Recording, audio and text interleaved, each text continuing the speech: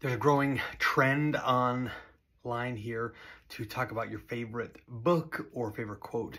And I'm going to be highlighting something from here. This is from The Grapes of Wrath by John Steinbeck. And I've read this book before, but this time reading it, it's different. I'm older, I've had my own children, and one of them's grown and gone off to college. And going through it this time, it's very different to me. And the part I wanted to highlight, in chapter 8, Tom Joad is just coming home the first time. He's with the Reformed Reverend Jim Casey, and he's coming upon his family for the first time after being in prison for 4 years. And he sees his dad in the yard working on his car.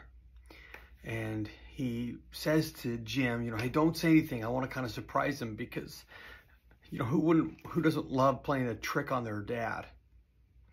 And as Tom comes up on his dad, he says, Pa, right? Like, hey, Pa, you know, trying to play with him. And his dad is annoyed at that, like, you know, who's this? And as he turns around, he sees him and recognizes him. He calls him Tommy. That's what it says in here. He says, it's Tommy. And then still informing himself, it's Tommy, come home.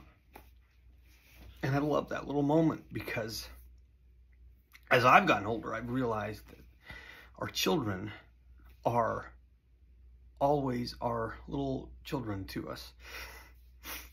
And I think Steinbeck taps into that so well, that even though he'd probably gone by Tom Joad for years, he'd gone by this adult man for years, to Pa Joad. And he was always his Tommy. He was always his little boy.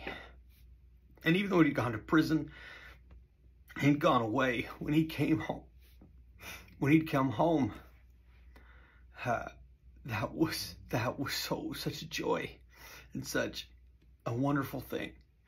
And that's kind of the heart of the novel, is this family coming home and finding this new home together. That's what makes this book so great.